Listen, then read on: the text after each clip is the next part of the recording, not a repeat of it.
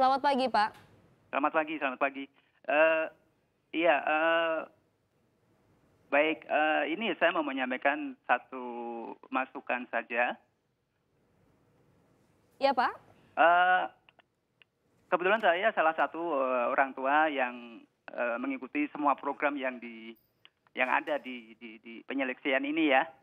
Nah, khusus untuk yang SNMPTN ini kemarin ada satu kasus khususnya bagi putri kami, yaitu adalah Iya, Pak. Silakan langsung saja, Pak. oke, yaitu adalah anak saya tadinya dari IPS, dari IPA, kemudian masuk ke IPS, Nah, ada salah satu aturan yang kami tidak diinform sebelumnya bahwa angka-angka satu semester penuh itu harus dimasukkan dalam undangan yang sampaikan. Jadinya anak kami dianggap fail karena tidak ada satu semester yang angka satu semester yang hilang. Sehingga anak kami ditolak. Nah, ke depan harapan kami adalah mohon informasi-informasi seperti itu dari awal kami diinformasi. Anak kami kebetulan juara 1 terus, Pak. Kemudian itu membuat shock anak kami karena teman-temannya yang ranking 2 aja diterima. Ini kebetulan anak kami ranking 1. Jadi ini menjadi masalah psikologis juga. Iya. Dan sudah mengikuti juga SBMPTN ya, Pak? Ya. Iya, betul. Tapi harapan kami kemudian ke depannya adalah itu Pak. Mohon informasi ini dari awal sehingga tidak dadakan. Baik. Jadi anak kami itu tahu gagal ketika tidak bisa diterima. Kenapa? Ternyata ada satu semester angka yang di antara IPA ke IPS itu tidak bisa masuk sehingga dianggap tidak ada satu nilai dalam satu semester itu loh. Baik Pak Budi, terima kasih. Dari Jogja kami tabung dulu pertanyaan Anda dan juga saran Anda. Selanjutnya kita menuju ke Pak Nasrul di Lampung. Silakan. Selamat pagi, Pak. Kepada Pak Menteri, selamat pagi nih Pak Menteri. Selamat pagi. Langsung saja silakan. Saya dari orang tua dari Lampung nih Pak, orang tua wali murid. Hampir mirip dengan pertanyaan Bapak yang satu tadi, yang dari mana itu? Dari Yogyakarta. Anak saya punya peringkat dari kelas 1 sampai kelas 3 Pak. Ya. Ya, ranking 1 umum di sekolahan SMA tertentu. Ya. Tapi ternyata sampai sekarang masuk di 3 perguruan tinggi tidak ada yang tembus, tidak ada yang diterima. Itu mencoba dengan jalur SNMPTN ya Pak ya? Sudah semua. Baik. Sudah, ya. Untuk ujian tertulisnya Pak, SBMPTN ini sudah diikuti juga? Sudah. Sekarang? Baik. Atau tahun kemarin nih? Sudah. Apakah yang kemudian jadi pertanyaan saya, ada teman dia satu sekolahan yang di bawah dia peringkatnya itu bisa diterima.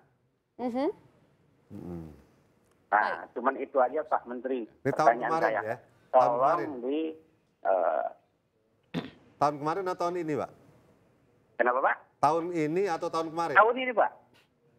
Tahun ini kan SBMPTN kan baru ini kemarin. Tahun ini.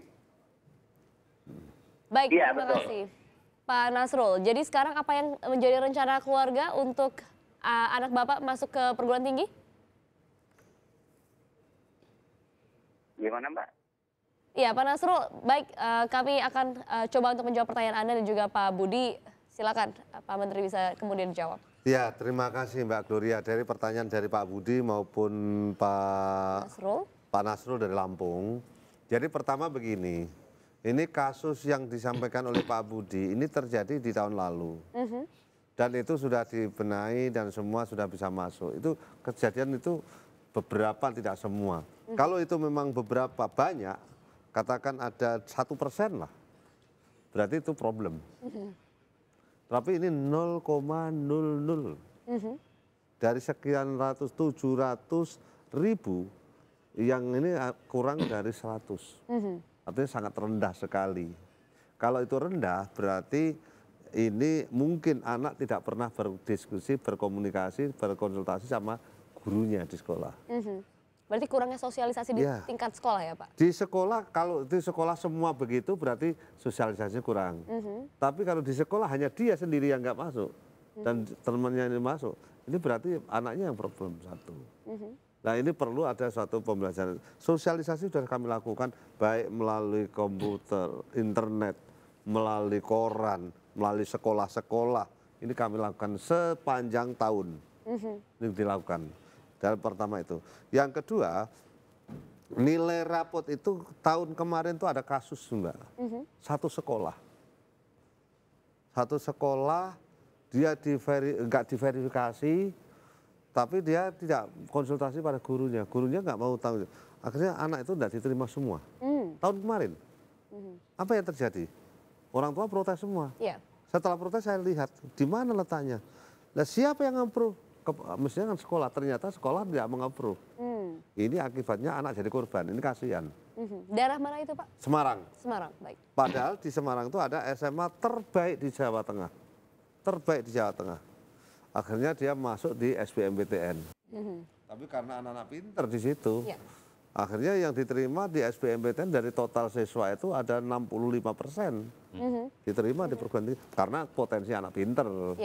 Nah jadi nggak ada masalah, tapi kan sudah membuat orang shock gitu. Itu yang nggak boleh. Nah ini kesalahan yang di dalam internal, karena di sekolah-sekolah lain nggak ada masalah gitu. Ini, nah itu metode yang diajarkan itu perlu disosialisasikan dengan baik. Ini yang supaya lakukan. Nah seperti orang tua yang dari Lampung tadi, yang Pak Nasrul, SNMPTN gagal, SBMPTN gagal. Saya berharap putri dari Pak Nasrul jangan berkecil hati, karena ada jalur ujian mandiri. Mungkin masuk perguruan tinggi negeri, ada mungkin di swasta dan yang lain. Dan itu semua sama lah. Nah sekarang problemnya mengapa di SNMPTN gagal, SBMPTN. SNMPTN kan indikatornya banyak. Di samping nilai rapot, sekolahnya, kualitas sekolahnya, program studi yang dipilih. Ini juga jadi masalah. Kalau katakan program studi yang dipilih itu adalah program studi yang favorit, itu juga menjadikan pesaing yang berat juga. Ini yang menjadi harus pertimbangan. Yang ketiga, itu adalah akreditasi sekolah. Artinya mutu sekolah itu seperti apa. Yang keempat, mungkin pengalaman masa lalu yang sudah diterima di perguruan tinggi seperti apa anaknya. Ini juga akan ada pengaruh. Jadi indikator-indikator penilaian itu sangat-sangat dipengaruhi oleh berbagai instrumen. Faktor ya Pak ya. Jadi tidak hanya berdasarkan nilai rapor saja. Tidak cukup. Baik, Pak, kita angkat satu pertanyaan lagi dari Pak Gunawan di Jakarta. Selamat pagi Pak Gunawan. Pak Gunawan? Ya, pagi. Ya, silakan Pak. Jadi begini, saya mendengar tadi penjelasan Pak Menteri bahwa jalur perguruan tinggi itu terbagi menjadi 3 jalur ya, mulai jalur undangan, kemudian jalur SBMPTN, dan yang terakhir adalah jalur mandiri. Nah, porsinya yang Pak Menteri katakan tadi adalah yang pertama 30%, kemudian yang kedua 30%. Minimal 30% ya Pak ya? Betul, berarti kan porsinya sudah 60%, tersisa 40%. Nah 40% itu berarti menggunakan jalur mandiri. Nah padahal kita tahu bahwa jalur mandiri itu biayanya jauh lebih mahal. Iya, dan itu sangat membuka juga terjadinya permainan dan sebagainya. Nah, harusnya yang sifatnya umum seperti misalnya SBMPTN itulah yang porsinya jauh lebih besar karena kita anggap paling fair begitu. Nah, bagaimana ini Pak Menteri? Jadi sangat tidak sesuai kalau saya bilang bahwa menggunakan jalur mandiri itu yang porsinya jauh lebih besar karena biayanya mahal dan sangat riskan terjadinya permainan dan sebagainya karena tidak standar. Terima kasih Pak Gunawan, informasi dari Anda. Bisa sekali kita ulang mungkin Pak ya, untuk kuota ini. Jadi masih banyak yang kemudian salah kaprah mengenai kuota. Ya begini Mbak, saya terima kasih dari Jakarta tadi pertanyaannya. Jadi masalah yang kuota di jalur mandiri minimum 30% ini dikatakan mainan atau kami dalam ini transparan dan governance. Periksa itu semua bisa dilakukan. Nah di dalam masalah ini kita punya perguruan tinggi mulai Aceh sampai Papua. Aceh sampai Papua, kalau kita lihat, kalau jumlah yang itu dulu hanya 20%, ternyata ada satu kendala yang terjadi di tempat-tempat tertentu, itu jumlah 20% itu tidak bisa memenuhi semuanya. Tidak, katakan sudah dipenuhi 20, masih aja banyak kursi kosong. Ini kan akibatnya jadi masalah nanti. Perguruan tinggi kosong jadinya ya Pak, tidak terlalu banyak terserap. Tidak terserap. Ini akibat kita kuota dari jalur mandiri adalah 20%. Ini yang harus kita lakukan.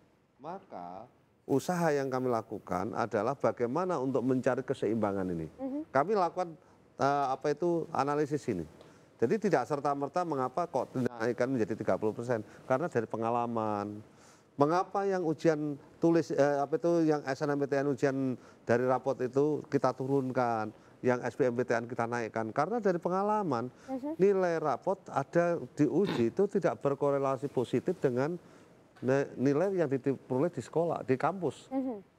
IPK tidak berkorelasi, tapi dengan nilai UN-nya berkorelasi. Nah ini kan ada masalah, mana yang benar? Kita harus uji juga ini. Maka coba turun. Nah akhirnya banyak di SBMPTN. Maka minimum 30% di SNMPTN, minimum 30% di SBMPTN, maksimum di 30% UM. 30% bisa nol. Perguruan tinggi boleh mengambil ini nol, boleh. Tapi SNMPTN, SBMPTN naik. Karena ada perguruan tinggi semacam itu. Ngambil 30% SNMPTN, 70% ngambil di SBMPTN, UM nol. Itu ada. Jadi artinya apa? Ini semua tergantung pada perguruan tinggi. Dan kembali lagi ke kualitas dari calon mahasiswa ya Pak ya? Calon mahasiswa, betul. Ini yang menjadi masalah. Saya ke Pak Doni Kusuma lagi. Kalau Anda tadi melihat juga banyak keluhan, baik itu dari penerimaan, informasi yang kurang, dan kuota bahkan kembali dipertanyakan.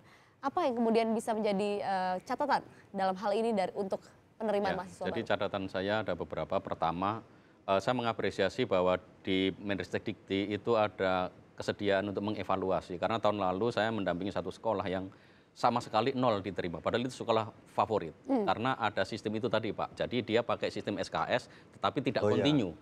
Lalu nilainya itu kosong tadi karena semester ini ada, semester besok nggak ada. Lalu di sistem ternyata tampaknya nggak. Gitu. Nah, tetapi waktu itu mereka sudah komunikasi ke teknis, tetap saja nggak bisa karena mungkin ini masalah regulasi sehingga yang di bawah nggak bisa mengatur, dan tampaknya sekarang ini kan sudah diperbaikin. Itu yang pertama. Yang kedua, masalah kuota ini memang dari dulu kritik saya adalah kami melihat di lapangan manipulasi nilai terjadi sangat banyak di SNMPTN, jalur itu, jalur undangan. Dan itu karena apalagi dengan sekolah yang akreditasi A dikasih porsi lebih banyak, dan menurut saya kebijakan ini perlu dipertimbangkan karena sangat diskriminatif gitu. Diskriminatif begini, sekolah yang akreditasinya A dikasih kuota lebih banyak, yang B tidak gitu. Nah, tapi ini kan sebenarnya masalah bagaimana kita mencari seleksi yang terbaik gitu ya. Karena kan kita tidak bisa bermain risiko di situ. Tetapi menurut saya kuota SNMPTN itu perlu dipertimbangkan lagi lah. Kalau bisa ya minimal ya dikasih 10% saja lah gitu. Sehingga anak-anak yang terbaik, dan nanti tetap harus ada korelasi-korelasinya gitu. Dan yang kedua, kebijakan latar belakang sekolah. Jadi kan ada sekolah yang daftar, lalu kemudian anaknya diterima, tapi tidak ngambil. Atau ada manipulasi nilai dari sekolah ketahuan oleh Menristek Dikti. Tapi kok yang dihukum adalah mahasiswa yang tahun depan yang akan daftar, kuotanya ditutup. Nah ini menurut saya tidak adil. Karena ujian masuk perguruan tinggi itu sifatnya personal, bukan institusional. Jadi kualitas kriteria akreditasi, kriteria tadi bahwa kesalahan sekolah lalu kemudian sekolahnya dipenalti, siswanya tidak berat, ini membatasi hak untuk proses pendidikan. Maka itu perlu dipertimbangkan oleh Pak Menteri. Dan tentu saja masalah jalur kuota mandiri ini kan, kalau kuota mandiri maksimal 30%, itu untuk yang di universitas yang besar-besar itu bisa cenderung ke arah kapitalisme gitu. Jadi hanya orang-orang kaya bisa masuk di sana. Tapi persoalan di daerah tadi juga perlu dimasukkan. Dikasih kuota segitu aja nggak terpenuhi. Nah, maka perlu ada kebijakan khusus di situ. Tetapi menurut saya akan lebih banyak, lebih baik porsinya seperti kata Pak Gunawan tadi, ya biarkan anak-anak itu masuk ujian tulis dan dikelola dengan baik. Apalagi sekarang dengan sistem online, itu relatif kebocoran sangat sedikit gitu. Dan tadi ada masalah teknis kan, anak-anak sudah ini anak-anak digital. Kalau paper itu dia tulisannya salah, membulatinnya nggak benar, nggak terbaca dan oleh alat. Dan sementara itu juga tadi kita sempat terpotong pertanyaan adalah yang milenial pilih adalah yang jalur base tes komputer ya Pak ya? Itu masuk akal karena itu udara mereka gitu ya. hidup mereka. Sehingga saya rasa ke depan kalau misalkan dari SBMPTN-nya dia bisa memakai jalur online lebih banyak, itu akan lebih bagus karena juga itu katakanlah ya sangat ekologis ya, ngurangin kertas. Dan potensi kecurangan itu sangat kecil. minim. Dan itu akan memungkinkan perguruan tinggi menerima calon mahasiswa yang berkualitas. Itu menurut saya. Terima kasih atas masukannya Pak Doni Kusuma. Pak Menteri ingin mengatakan satu kalimat penutup mungkin Pak untuk mengakhiri dialog kita dengan banyaknya masukan dari pengamat pendidikan. Oke, terima kasih. Tapi yang disampaikan oleh Pak Doni tadi memang nilai-nilai rapot di sekolah dan sekolah itu tidak akan menjadikan proporsi yang sangat besar. Ada ukurannya. Mereka uji betul per komponen ini yang harus dimasukkan. Sehingga diharapkan nilai seobjektif mungkin, seobjektif mungkin supaya kita menghasilkan perguruan tinggi nggak mau dong mencari siswa atau mahasiswa itu yang tidak berkualitas, tapi mencari mahasiswa yang berkualitas. Intinya kan itu, semua mencari jalur bagaimana mahasiswa yang dipilih adalah mahasiswa yang berkualitas. Intinya kan itu. Lah berbagai cara, ini sudah berbagai simulasi, berbagai metode.